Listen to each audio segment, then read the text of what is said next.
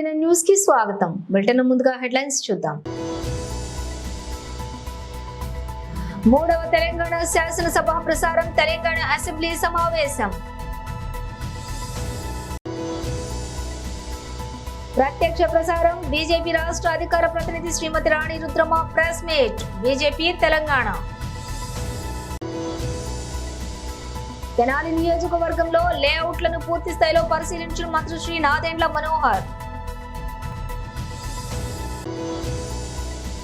రైతు సంఖ్యపై కాంగ్రెస్ ప్రభుత్వం మాయమాటలు చెబుతోంది, మాజీ మంత్రి సింగిరెడ్డి నిరంజన్ రెడ్డి. ఇక డీటెయిల్స్ చూస్తే మూడవ తెలంగాణ శాసనసభ ప్రసారం, తెలంగాణ అసెంబ్లీ సమావేశం.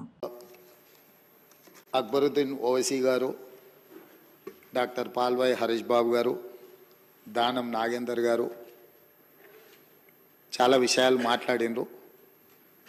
ప్రధానంగా హైదరాబాద్ నగరానికి సంబంధించిన చర్చ ఇది. దీనికి సంబంధించి వివిధ సందర్భాలలో వివిధ ప్రభుత్వాలు ఈ నగరాన్ని విశ్వనగరంగా మార్చడానికి వారి వారి శాయశక్తుల ప్రయత్నం చేసిండ్రు. కొన్ని అంశాలు అక్బరుద్దీన్ ఓవైసీ గారు ప్రస్తావించిండ్రు. కొన్ని విషయాలు నేను కూడా చెప్పదలుచుకున్నాను. కులీ కుతుబ్ షాయి మొదలుపెట్టిన నగరం, తర్వాత నిజాంలు పాలించిన ఈ నగరం విధానాలలో, పరిపాలనలో రాజులుగా వేరైనా, ఆలోచనలు వేరైనా, హైదరాబాద్ నగరం విషయంలో కులీ కుతుబ్ షాయి, నిజాం నవాబ్లు ఎప్పుడు డిఫర్ కాలే. ఈ అభివృద్ధిని ప్రణాళికబద్ధంగా ముందుకు తీసుకెళ్లడానికే వాళ్ళకి సహకరించారు. అదేవిధంగా అధికారంలోకి వచ్చిన మొదటి హైదరాబాద్ స్టేట్ బూర్గుల్ రామకృష్ణారావు గారి నుంచి మొదలు పెడితే తర్వాత ఉమ్మడి రాష్ట్రంలో వచ్చిన ముఖ్యమంత్రులు కూడా హైదరాబాద్ నగరాన్ని, ఈ ప్రాంతాన్ని అభివృద్ధి చేయడానికి అవసరమైన నిధుల కేటాయింపులు కానీ, ప్రణాళికలో కానీ ఎక్కడ భిన్న సిద్ధాంతాలు, రాజకీయ విభేదాలు ఉన్న ఈ నగర అభివృద్ధిలో ఎలాంటి విభేదాలకు తావు లేకుండా అభివృద్ధి చేసుకుంటూ వెళ్ళారు. హైదరాబాద్ నగరానికి సంబంధించి దానం నాగేందర్ గారు మొదటి నుంచి ఇక్కడ పుట్టి పెరిగిండు. ఈ ప్రాంతం వాడు, ప్రతి గల్లీలో ఏం సమస్య ఉందో తెలుసు. చాలా విషయాలు వారు ప్రస్తావించారు. ఇందులో డెఫినెట్గా హైడ్రాలో రేపు భవిష్యత్తులో స్థానిక ఎమ్మెల్యేలను కూడా దాన్ని చర్చలు జరిగినప్పుడు అవసరమైనప్పుడు వాళ్ళందరినీ కూడా ఇందులో భాగస్వాములను చేసి వారి సలహాలు సూచనలు తీసుకోవడానికి మాకు ఎలాంటి అభ్యంతరం లేదు. ఇక్కడ ప్రధానంగా హైడ్రా తీసుకురావడానికి ఉద్దేశాన్ని ఈరోజు తెలంగాణ రాష్ట్ర ప్రజలకు నేను చెప్పదలుచుకున్నా.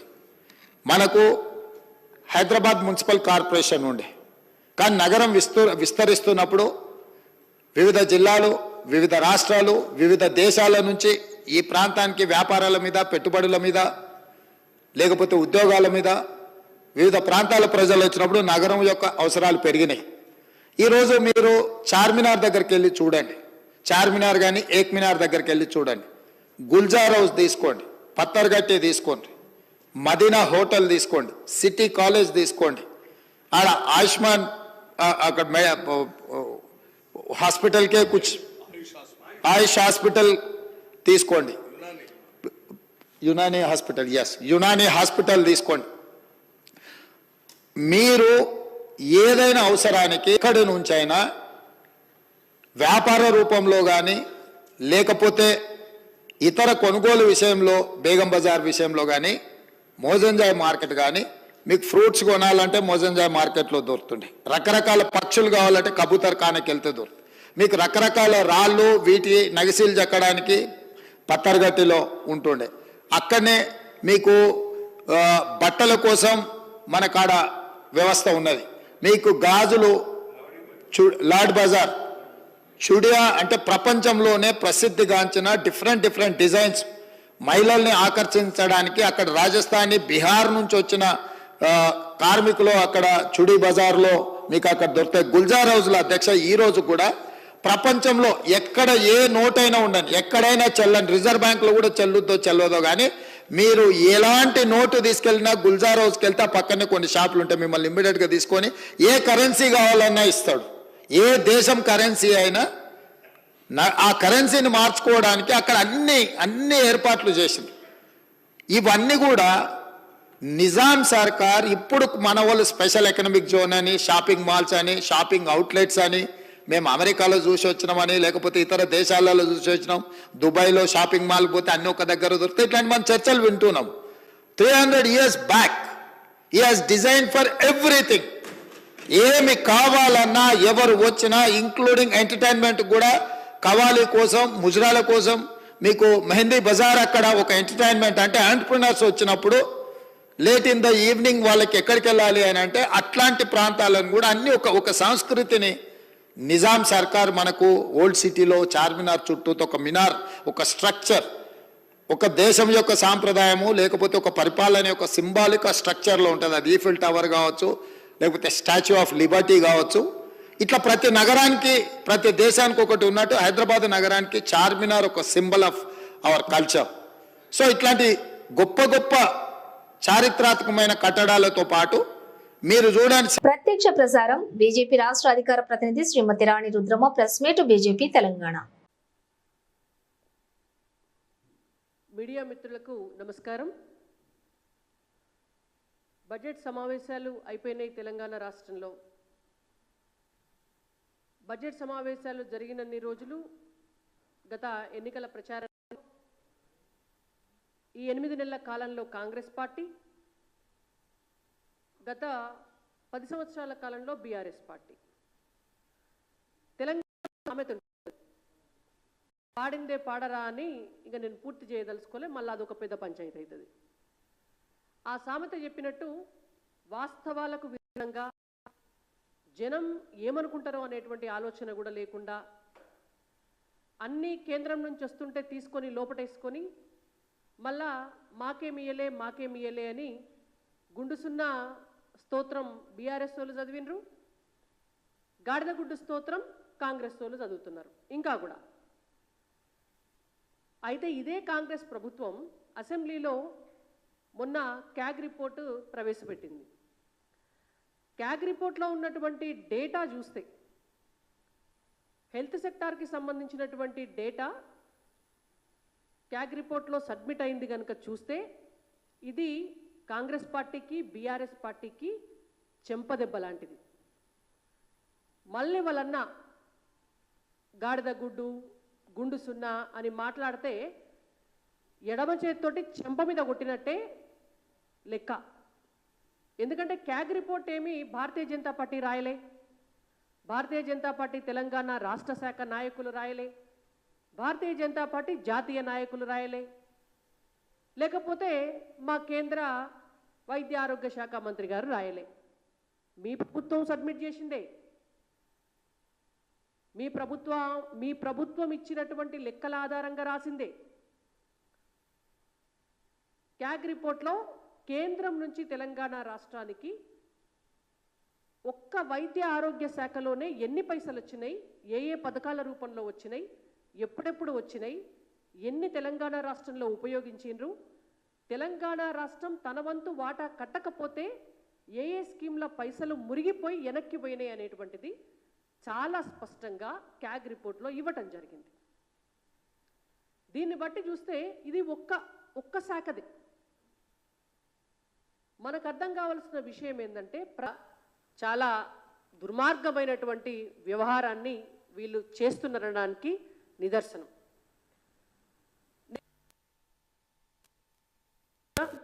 ఎందుకంటే క్యాగ్ ఇచ్చినటువంటి రిపోర్టు, అందులో ఉన్నటువంటి డేటా అంతా కూడా ఒక్కసారి మీకు చెప్పదలుచుకున్నా.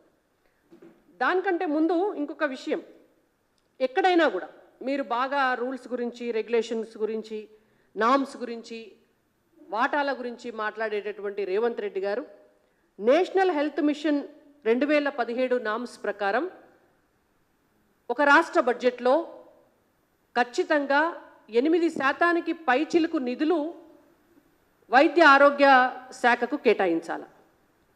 మరి మీరు ఆ నామ్స్ అన్నిటినీ కూడా తుంగలో తొక్కి ఇవాళ 3.9% ఆఫ్ నిధులను మాత్రమే వైద్య ఆరోగ్య శాఖకు కేటాయించారు.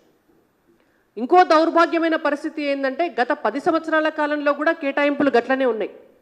ఎన్నడూ 4% దాటలే, ఎన్నడూ ఆ కేటాయించిన 4% కూడా ఖర్చు పెట్టలే. ఇప్పుడు 3.9% కేటాయించిండ్రు. మరి అందులో ఎన్ని ఖర్చు పెడతారు?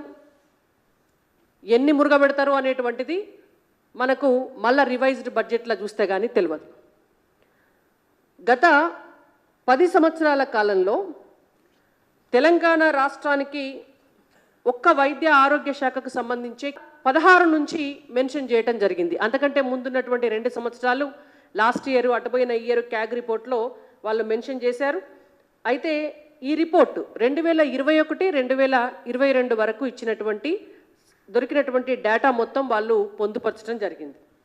2016-2017 సంవత్సరానికి గవర్నమెంట్ ఆఫ్ ఇండియా కేంద్ర ప్రభుత్వం తెలంగాణ వైద్య ఆరోగ్య శాఖకు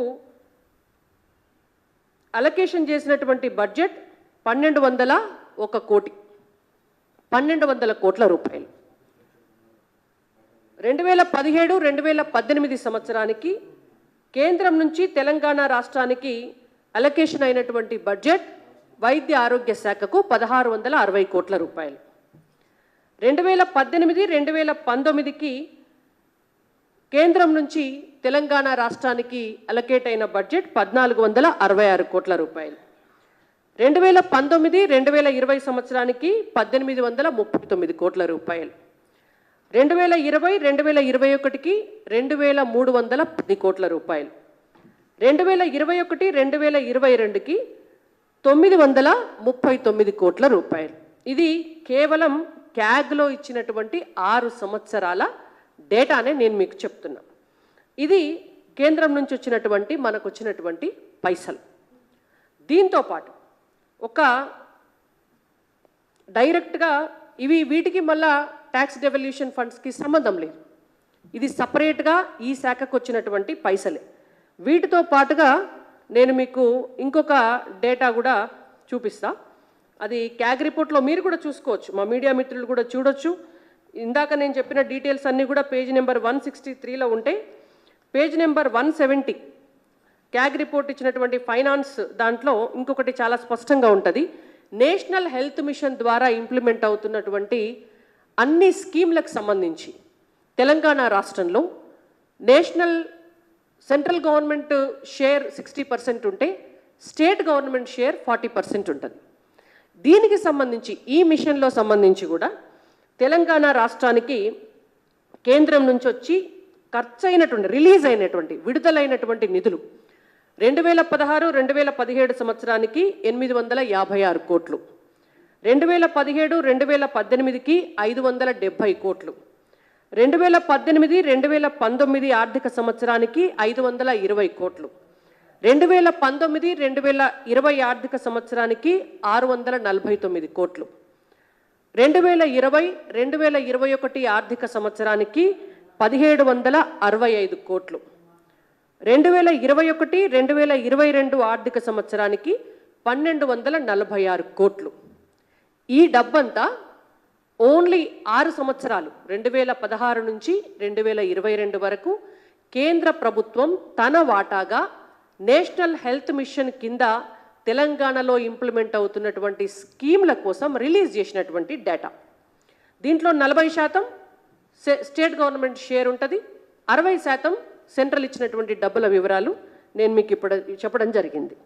దీంతో పాటు టీవీవీపీ హాస్పిటల్స్ కోసం సెంట్రల్ షేరు మొత్తం స్టేట్ గవర్నమెంట్కి 3.5 కోట్లు రిలీజ్ చేస్తే రైతుల సంఖ్యపై కాంగ్రెస్ ప్రభుత్వం మాయమాటలు చెబుతోంది. 60 లక్షల మందికి పైగా రైతులు రుణాలు తీసుకుంటే కాంగ్రెస్ ప్రభుత్వం ఆ సంఖ్యను తక్కువ చేసి చూపుతోంది. మాజీ మంత్రి సింగిరెడ్డి నిరంజన్ రెడ్డి తెలంగాణ సర్కార్ దిగిపోయే నాటికి రైతు బంధు ఖాతాలే 69 లక్షల పైచీలకు మందికి ఉంటే రుణాలు తీసుకున్నటువంటి రైతుల సంఖ్య 60 లక్షల పైచీలకు ఉంది. ఈరోజు తెలంగాణలో బ్యాంకుల రుణాలు పొందినటువంటి రైతుల సంఖ్య 60 లక్షల పైచీలకు ఉంది. మరి ఈ 60 లక్షల పైచీలకు రుణాలు పొందినటువంటి రైతులు ఉన్నప్పుడు నేను గతంలో కూడా చాలాసార్లు చెప్పినా, మళ్ళొకసారి రీటరేట్ చేస్తున్నా, పునరుద్ఘాటిస్తున్నా, 5 ఎకరాల లోపు భూమి ఉండేటువంటి రైతుల సంఖ్యనే ఎక్కువ. 92.5% భూమి 5 ఎకరాల లోపున్న రైతుల చేతిలో ఉంది. అటువంటిప్పుడు 1 లక్ష లోపు రుణం, 1 లక్షకు మించి 5 ఎకరాల లోపు ఉండేటువంటి రైతులకు రుణం ఏ బ్యాంకులు ఇవ్వలేదు. అటువంటిప్పుడు అత్యధిక 1 లక్ష రూపాయల రుణం కలిగినటువంటి రైతుల సంఖ్య గత ప్రభుత్వంలో 39 లక్షలు ఉంటే మా ప్రభుత్వంలో ఇప్పుడు అది ఖచ్చితంగా 40 నుంచి 45 లక్షల మధ్యలో ఉండాల. 40 నుంచి 45 లక్షల సంఖ్యగా ఉండాల లక్షలోపు రుణాలు పొందినటువంటి వాళ్ళు. లేదు వీళ్ళు కొందరు ఓవర్లాప్ అయి 1.5 పడింది అనుకుంటే కూడా మీరు మొదటిసారి రెండోసారి కలిపి చేసింది ఎంత? ఇప్పుడు రైతుల సంఖ్య ఎంత? 11 లక్షలు మొదటిసారి. రెండోసారి చేసింది ఎంత? 1 నుంచి 1.5 మధ్యలో చేసింది ఎంత? 6,000 పైచిలకు, 5 లక్షల పైచిలకు. అంటే మొత్తం ఎన్ని లక్షల మంది అన్నట్లు? మరి ఈ రైతుల సంఖ్య అంతా ఎడిపోయింది. రైతులు మాయమైపోయినరా మీ లెక్కన? లేకుంటే సంఖ్యను మీరు మాయం చేస్తారా? ఇచ్చినమని నమ్మబలకడం కోసం మీరు చెప్తున్నారు, కానీ అసలు రుణమాఫీపై రైతుల సంఖ్యపై మీరు స్పష్టత ఎందుకు ఇస్తలేరు? మొదటి నుంచి ఇప్పటిదాకా రుణమాఫీకి అర్హమైనటువంటి రైతుల సంఖ్య జిల్లాల వారీగా ఇది ఎందుకు ఇస్తలేరు? ఏం గోప్యం ఉంది దీంట్లో? ఎందుకు గోప్యత మెయింటైన్ చేస్తున్నారు? ఈ రహస్యానికి కారణం ఏంది?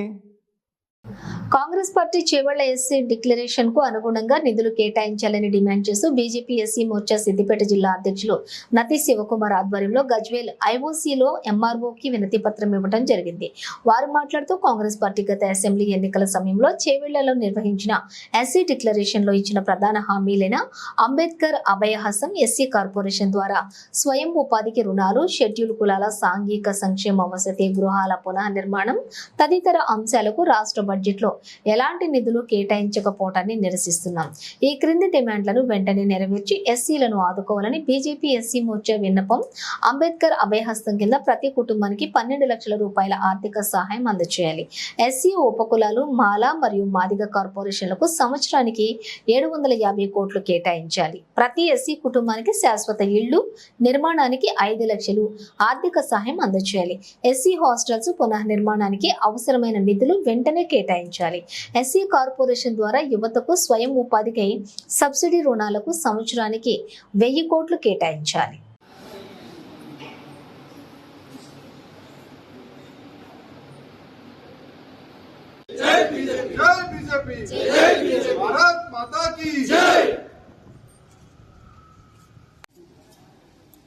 కాంగ్రెస్ పార్టీ గత అసెంబ్లీ ఎన్నికల్లో చేవెళ్లలో నిర్వహించిన ఎస్సీ డిక్లరేషన్ సభలో ప్రధాన అంశాలైన హామీలను ఇచ్చింది. అది అంబేద్కర్ అభయహస్తం కింద ప్రతి ఎస్సీ కుటుంబానికి 12 లక్షల రూపాయలు దళిత బంధులాగా ఇస్తానని చెప్పింది. అలాగే ఎస్సీ కార్పొరేషన్ నిధులు కూడా ప్రతి సంవత్సరం 750 కోట్లకు పెంచాలని చెప్పి డిమాండ్ చేస్తూ రేవంత్ రెడ్డి గారు వెంటనే వీటిపైన సమీక్ష చేయించి రాష్ట్ర బడ్జెట్ లో ఎలాంటి బడ్జెట్ ను కేటాయించకపోవడంపై ఈరోజు దాన్ని నిరసిస్తూ ఎస్సీ మోర్చా ఆధ్వర్యంలో గజ్వేల్ ఎంఆర్ఓ గారికి వినతి పత్రం ఇవ్వడం జరిగింది. కావున వెంటనే దీనిపై ఆలోచన చేసి ఎస్సీ కుటుంబాలను ఆదుకోవాలని చెప్పి రాష్ట్ర ప్రభుత్వాన్ని డిమాండ్ చేస్తా ఉన్నాం. లేఅవుట్లను పూర్తి స్థాయిలో పరిశీలించిన మంత్రి శ్రీ నాదెండ్ల మనోహర్ ప్రజాధనాన్ని కొల్లగొట్టి సొంత ఆస్తులను పెంచుకోవడానికే గత పాలకులు జగనన్న కాలనీల పథకం తీసుకొచ్చారు తప్ప పేదలకు మేలు చేయడానికి కాదని ఆహార పౌర సరఫరాల శాఖ మార్చులు శ్రీ నాదెండ్ల మనోహర్ స్పష్టం చేశారు. పేదల ఇళ్ల స్థలాల కోసం భూములు కొనుగోళ్లు, గృహ నిర్మాణంలోనూ భారీ అవినీతికి పాల్పడ్డారని అన్నారు. రైతుల నుంచి ఎకరా ₹1,00,00,000 కొనుగోలు చేసి ప్రభుత్వానికి 4-5 రెట్లు ఎక్కువగా విక్రయించి భారీగా ప్రజాధనాన్ని లూటీ చేశారని చెప్పారు. ప్రజాధనాన్ని దోచుకున్న ఏ ఒక్కరిని వదిలిపెట్టే ప్రసక్తే లేదని సమగ్ర విచారణ జరిపించి బాధ్యులను శిక్షిస్తామని హెచ్చరించారు. కూటమి ప్రభుత్వం ఎన్నికల్లో ఇచ్చిన హామీ మేరకు ఇళ్ల నిర్మాణానికి ఇస్తున్న ఆర్థిక సాయాన్ని త్వరలోనే పెంచుతామని, దీనిపై ముఖ్యమంత్రి శ్రీ చంద్రబాబు నాయుడు నిర్ణయం తీసుకున్నారని తెలిపారు. ఆదివారం తెనాలి నియోజకవర్గంలో గృహ నిర్మాణం, ఇళ్ల స్థలాల పట్టాలు సమస్యలపై నిర్వహిస్తున్న అవగాహన సదస్సులో ముఖ్య అతిథిగా పాల్గొన్నారు. అంతకుముందు పెదరావూరు, సిరిపురం, దావులూరు ప్రాంతాలలో పేదల కోసం నిర్మిస్తున్న లేఅవుట్లను పరిశీలించారు. లబ్ధిదారులను సమస్యలు అడిగి తెలుసుకున్నారు. కాలనీల్లో కనీస మౌలిక వసతులు లేకపోవడంపై అధికారులపై ఆగ్రహం వ్యక్తం చేశారు. అవగాహన సదస్సులో శ్రీ మనోహర్ మాట్లాడుతూ కాగితాల్లో చూపించిన దానికి వాస్తవ పరిస్థితికి అసలు పొంతన లేదు. 100 కోట్లు ఖర్చు అయినట్లుగా చూపిస్తున్నారు తప్ప కనీసం కాలనీలో మౌలిక వసతులు కల్పించలేకపోయారు. అస్తవ్యస్తంగా కట్టారు. కొన్ని చోట్ల సరైన వసతులు లేవు.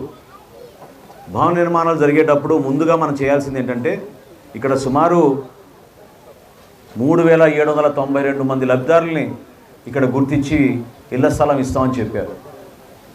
అందులో ఇప్పటివరకు కేటాయించింది 1800 మందికే. ఆ 1800 మందిలో కూడా అంటే ఈ రోజుకి 4 సంవత్సరాలు పూర్తయింది ఈ కార్యక్రమం. 4 సంవత్సరాల్లో కూడా ఆ 1800లో కట్టుకుంది కాస్త కేవలం 489 మంది. ఆ 489 కూడా చూపిస్తున్నారు, కానీ నివసించడానికి మాత్రం పూర్తి స్థాయిలో అక్కడ న్యాయం జరగలేదు. హౌసింగ్ మన రెడ్ క్రాస్ పక్కన బ్లడ్ బ్యాంక్ పక్కన ఉన్న ఆఫీస్కి 10 సార్లు కన్నా ఎక్కువ మంది ఎంతమంది తిరిగారు ఒకసారి చేతులు ఎత్తండి. 150 సార్లు మీరు తిరిగారు.